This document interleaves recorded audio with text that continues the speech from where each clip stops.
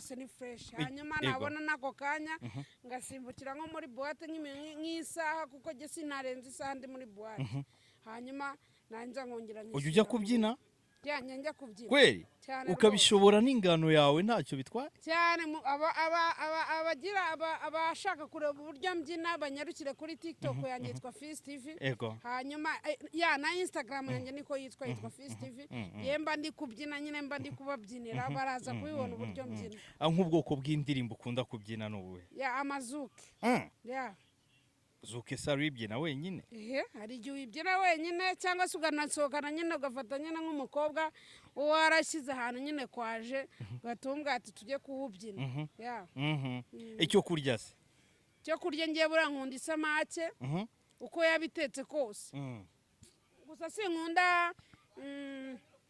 sinkunda amavuta sinkunda isamake irimo amavuta ariko nkunda isamake n'ibirayi bitogosheje bitekanye oya ibirayi bitogosheje isamake uko yabitetse kose nta kibazo icyo kunywa Sephine icyo kunywa ntoge ninywera agafanta cyangwa se agasikoro kuko ntago genda muri ba bantu bavuga ngo ndi umusiramu ngo ntago nanywa inzoga byeri ndayinywa yo numva nyishaka bindi ku mutima ariko ntago mpora nyine ni cya kintu byeri ni cya kintu nshobora kunywa kuko numva umutima wanjye ugishaka numva nenda guturika hari igihe ukanyotera kweli hari igihe nyinyotera rwose nkavuga ati agasikoro byanze bikunze kubera ukuntu agasikoro karyoha mu kanwa nkavuga ati byanze bikunze ngomba kukanywa ubwo misengira amatsiko wanyoye akarenze kamwe uri gutaha n'iyi ngano yawe mu muhanda uko biba bimeze no kuvuga ngo ngewe ntago nanywa byeri ngo nsinde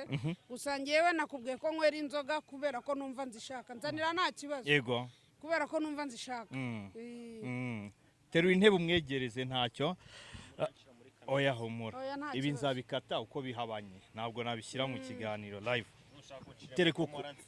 tereka aho ngaho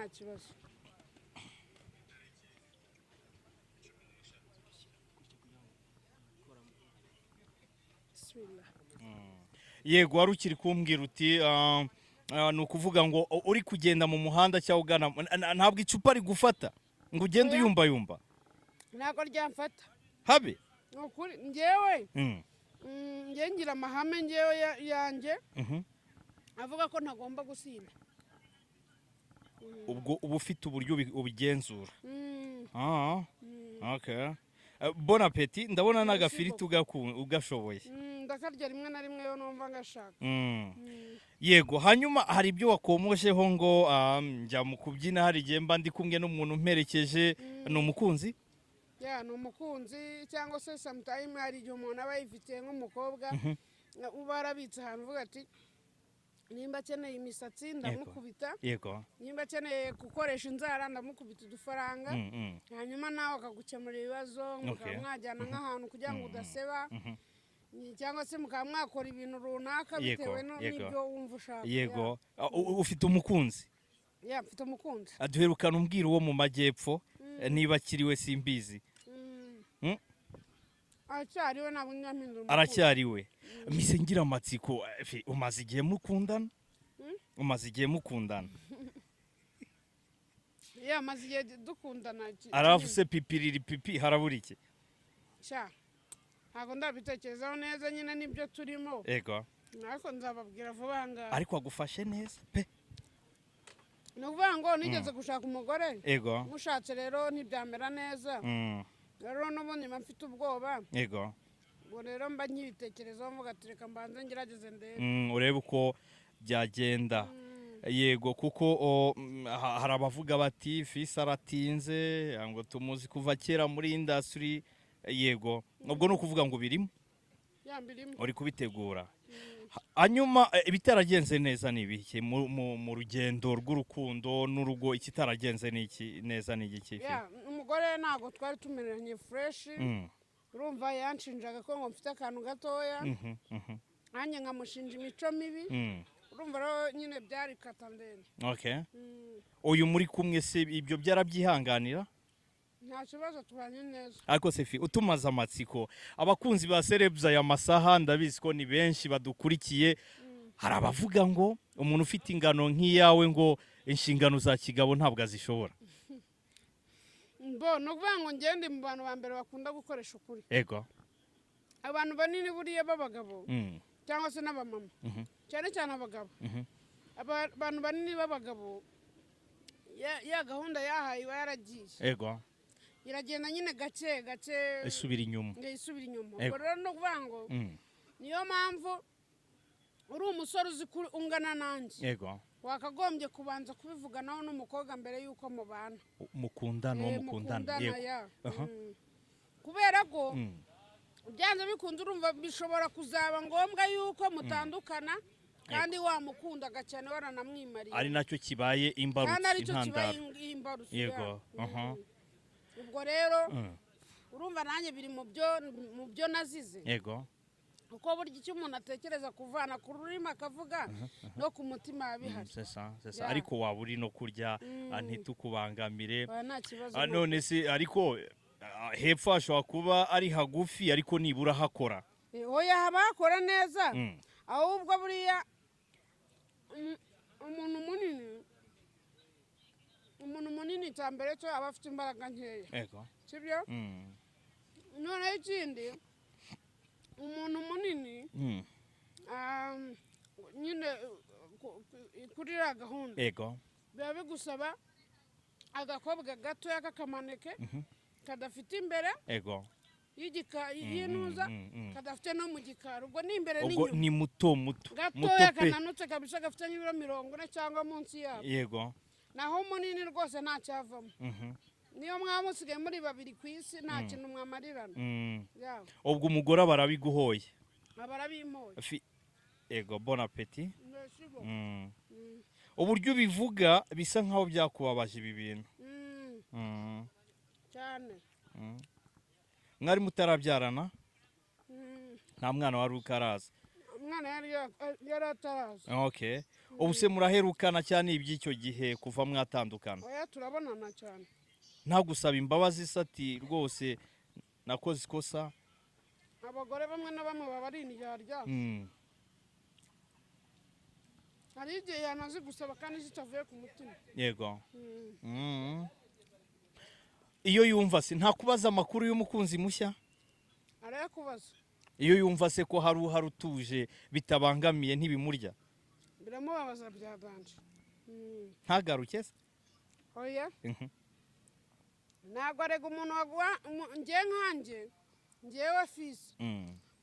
Mba mfite abantu urabona abanyarwanda hafi ya bose baranze. Niba dufite abanyarwanda miliyoni 13 wenda n'urugero. Miliyoni 10 ushobora gusanga zinzi cyangwa umunani. Yego. Ubwo rero kugenda ukajya mu ntuza kwitangazamakuru ukajya kuneza abantu. Yego. Yagiye mu itangazamakuru? Ahantu hayanshi cyane hagiye hatandukanye. Ntabwo rero twakongera gusubirana rwose nibibaho. Ubwo ntibyagukomerekeje birenze urugero? Oya kubera ko ngewe ni ngewe nzi uwo ndiwe. Sure. Ngewe narimenye. Yego, bon appétit. Merci beaucoup. Umukunzi mushya kumenyana se nta mpungenge wari ufite ko nabwo hazavuka ikintu nk'icyo? Nari nzifite zikomeye cyane. Nari nzifite zikomeye. Yego. Mvuga ati hari igihe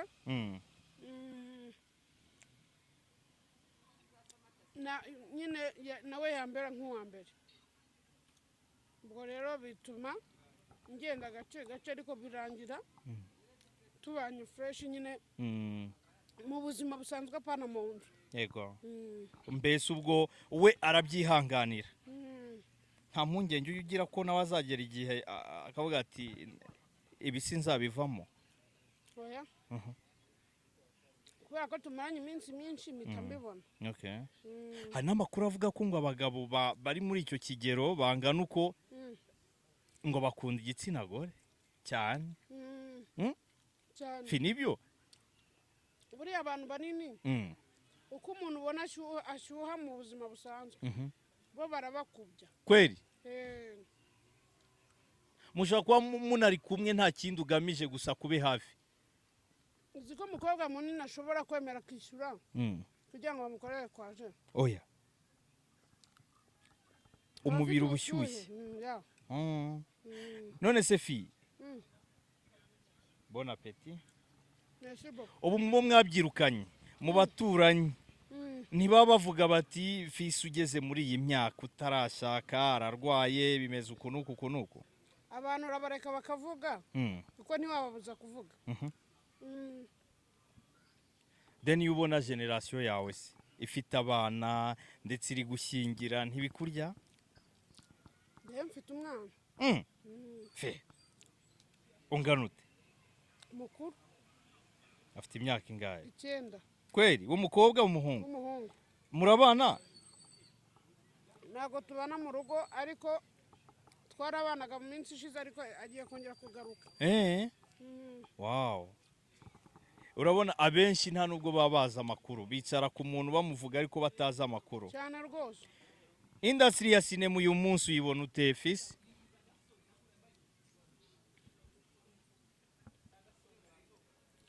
Industry ya cinema muri iyi minsi ihagaze neza cyane. Nta kibazo na kimwe. Ngo mbere uko twari tumeze bitandukanye n'ubu ngubu. Fi ubona ari iki gituma umuntu ashobora gusazira mu busire batera atarashaka? Biterwa n'ibintu byinshi. Igihe aba yarakomerekejwe, hari igihe ukunda umukobwa akakubera karashika bigatuma, cyangwa se umukobwa agakunda umuhungu akamubera umuntu mubi bigatuma akura atekereza ko abantu bose b'abahungu cyangwa se b'abakobwa ari babi, bikazatuma rero udashaka umugore cyangwa ngo ushake umugabo. Yego. Izo zose nizo mpamvu. Izo zose ni impamvu. Cyangwa se ukavuga uti nk'uku ndi munini ndavuga ati nzashaka umukobwa nzamuzana nituba tumeze neza turyoshye nitujya kwaje usanga arakubenze kubera iyo mpamvu ukavuga ati reka nzabyihorera. Niyo mpamvu ugiye nshimira abakobwa bazi kunyurwa. Imana ibaha umugisha. Jya ibambera umugisha kuko uwo mukobwa abazi ubwenge cyane. Umukobwa unyurwa ariko n'uko uhagaze